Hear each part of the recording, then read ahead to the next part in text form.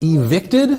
The Maui Massacre just got even worse. You will not believe today's video. We'll be looking in depth as to the deliberate lack of response by government officials in Maui and even President Joe Biden's insulting offer to Hawaiians. We'll also be discussing how those in Maui with homes still standing, they're actually being evicted. Now we're going to talk about so much more. Make sure you do not skip forward on this video. Watch the entire thing, as I promise, you're going to see things that mainstream media absolutely does not want you to see.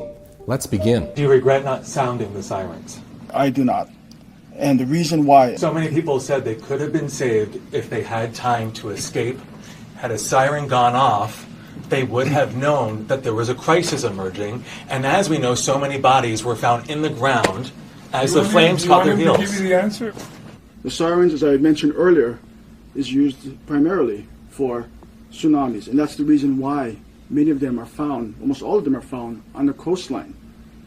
The public is trained to seek higher ground in the event that the siren is sounded.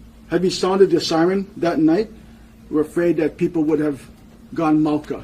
And if that was the case, then they would have gone into the fire. By the way, I should also note that there are no sirens Mauka, or on the mountainside, where the fire was spreading down. So even if we sounded the siren, it would not have saved those people on the mountainside. Maui Emergency Management Agency Director Herman Andaya, who reportedly made the final decision against activating the emergency sirens in Lahaina, Maui, has resigned. The sirens were meant to alert residents of imminent tsunamis, wildfires, terrorist attacks, etc. Residents have concluded the use of the sirens would have saved countless lives. But Director Andaya said he had no regrets about refusing to activate the sirens. Hawaiian Governor Josh Green has consistently defended the refusal to use sirens. Should the director be prosecuted in relation to the deaths of over 100 plus citizens of Lahaina? The devastating situation in Maui has proved once again that the U.S. government is incompetent and unreliable in a time of need. The emergency chief refused to sound the city's evacuation alarms in an emergency. The deputy director in charge of water refused to open waterways to help firefighters who begged for it. Now check this video out, which completely proves that the man you just heard, Herman Andaya, who was giving excuses, well, he completely lied. So in the state of Hawaii, we have a statewide alert and warning system, which we also call SAWS. That involves not only the siren warning system, but as well as IPAWS. IPAWS is the Integrated Public Alerts and Warning System provided by FEMA, and that has the Emergency Alert System, also known as EAS. It also has the Wireless Emergency Alerts, which is known as WEA. We also use sirens for hurricanes, brush fires, flooding, lava, hazmat conditions, or even a terrorist event. We have over 400 sirens spread out through 4 counties. Our sirens have a rating of 121 decibels. We have to visit each siren minimal once a year for preventive maintenance. Our role in the state of Hawaii in emergency management, especially telecommunications, is to prevent loss of life and to minimize property damage. There you have it, folks. The Hawaiian government's own website says that the sirens should be used for fires. Those sirens are supposed to be used for multiple types of disasters. Colin Rugg tweeted, Maui Emergency Management Agency Chief Herman Andaya has resigned due to health reasons after he refused to play sirens to alert Maui residents of the fire. He should be dragged away in handcuffs and thrown in jail instead. At least 111 people are dead, and this clown doesn't regret not alerting them before they were burned alive. Criminal. So now we've seen officials in Maui not only purposely not sounding the emergency sirens, but also purposely saying no to using the vast amounts of water available to put out the fires. What is happening here? Forgive me if I'm wrong here, but when there's an emergency taking place, shouldn't it be all hands on deck? Shouldn't officials do everything they possibly can, like sound the emergency alarms and use the water that's available to put out the fires? As we've discussed on previous videos this week, the other aspect to all of this is the land grab that's going on. Listen as a Maui resident discusses a meeting between the Hawaii governor and land developers. Long term.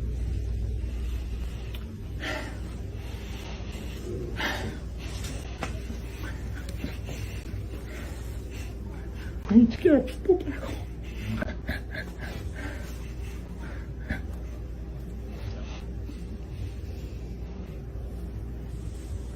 I just came from a meeting run by the governor.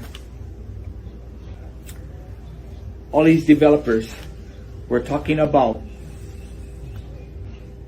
forget the permit process. We're going to build homes, not in Lahaina, and make these homes available.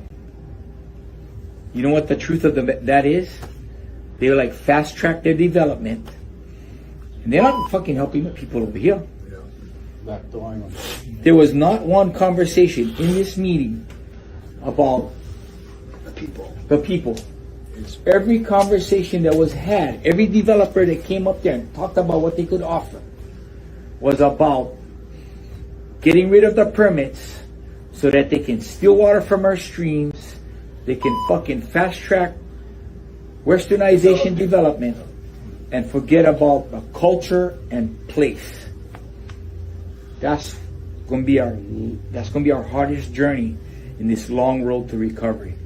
To add insult to injury, now those fortunate enough to still have homes left standing are now facing yet another obstacle: eviction. Do not give up Maui. Do not let them take your land. They are giving eviction notices to people whose houses didn't burn down. That shouldn't be legal. The court took time to write an eviction notice. I knew there was evil in this world, but Jesus Christ. The landlord had to go to the court, file the petition, and then managed to get that done in under a fucking week, and we can't get aid? Evict somebody? FEMA also authorized one-time payments of $700 per household to folks who've been displaced so they can do the immediate things of just taking care of medications and prescriptions that they so badly need. President Biden sent an embarrassing and insulting $700 to Maui fire victims, and that's per household, while requesting an additional $40 billion of emergency funding to Ukraine. So you're in an informational black hole. I don't know that Joe Biden's message has even reached the people of West Maui. But I will say this. I saw that $700 is going to be sent to the families of Lahaina. Now, I just did some quick math, Pete. There's about 13,000 residents of Lahaina. Times $700, that's $1.9 million. I think this week we announced another $40 billion for Ukraine. I'm not sure where we are at this point, Pete, but I believe it's something like $140 billion total for Ukraine. And last I checked, this is the United States of America, as is East Palestine, Ohio. So I don't know why it's so hard, comparatively, to rally for America and so easy, comparatively, to support Ukraine. Yeah, the forgotten men and women on an island, forgotten today by an administration distracted by so many other things. $700 in Hawaii, the most expensive state in America, is equivalent to about $350 in the rest of the states. Again, this is per household, not per survivor. As a thank you, there is a nice warm welcome awaiting Joe Biden in Hawaii on the road to Lahaina. Over 1 week has passed and still zero aid is getting to Americans who are suffering in Maui. Maybe that aid was given to Ukraine. These are people who stood up in the midst of this tragedy and did everything they could to help each other. The sad part is we are 8 days past this wildfire, and I'm in constant touch with these community members and leaders. They are still not seeing response from the county, the state, the federal government to be able to go out and help them. The community support hubs that they have are 100% community-led. So who owns Maui? After the state of Hawaii, who owns over 154,000 acres on Maui, Alexander and Baldwin is the second largest landowner at over 65,000 acres, and the U.S. government is the third largest landowner at over 33,000 acres. Okay, so let's take a look at the investors behind Alexander and Baldwin. BlackRock, Vanguard, State Street. Interesting, don't you think? What's also interesting is just how intense and unusual these fires seem to be lately. All right, we've made it this far. Let's put on our tinfoil hats for a moment and check out this interesting press release from 2018 titled "Aluminum Dust from Geoengineering Fueling Super Wildfires," according to author. I know. Now stick with me as we read this together. While researching for his new novel, author Dennis Mills discovered an alarming link between chemtrails and the super wildfires. The author discovered that unprecedented levels of aluminum and barium nanodust, primary components in chemtrails, both of which are incendiary, are fueling the ferocity of the super wildfires. A retired USAF Brigadier General, General Charles Jones. You know what? Let's hit the brakes. Let's stop for a second. Let's check out exactly how credible a USAF Brigadier General is. According to Wikipedia, a Brigadier General ranks above a colonel and below a Major General. Okay, let's continue. A retired U.S. Air Force Brigadier General, General Charles Jones, has been quoted from a public source as stating, "These white aircraft spray trails are the result of scientifically verifiable spraying of aluminum particles and other toxic heavy metals, polymers, and chemicals. Millions of tons of aluminum and barium are being sprayed almost daily across the U.S., stated Mills, a former naval officer and UCLA graduate." Pause once again. We have one legit U.S. Air Force general and one naval officer and UCLA graduate, both sharing facts on this. At this point, we can safely remove our tinfoil hats and check out the rest of this. Just sprinkle aluminum or barium dust on a fire and see what happens. It's nearly explosive. When wildfires break out, the aluminum barium dust results in levels of fire intensity so great as to cause firefighters to coin a new term, firenadoes, he said. The entire U.S., in addition to various other NATO countries, are being sprayed. The government has for years denied the existence of chemtrail spraying. It now calls the program by various names, all under geoengineering. According to CAL FIRE Operation Chief Steve Crawford, the fires are burning differently and more aggressively. It has been reported the fires move faster than anyone has ever seen, and barriers that in years past contained them, such as rivers, no longer do. In California's Mount Shasta region, Francis Mango, a USDA biologist, tested and found elevated levels of aluminum in water and soil samples of 4,610 parts per million, which is 25,000 times the safe guidelines of the World Health Organization. We are now seeing cities burning down nearly every week, and today it's massive fires in British Columbia, Canada. Evacuation orders are underway as the fire is progressing and getting worse and more intense. Over 160,000 people have been evacuated, with a state of emergency declared yesterday. It was a devastating night last night, probably one of the toughest of my career. The toughest of all of our firefighters' careers, likely. Is one of the most challenging nights of firefighting in our history. We fought hard last night to protect our community. Somebody described it to me last night in the heat of the battle as it was like 100 years of firefighting all at once in one night. And I really think that it was true.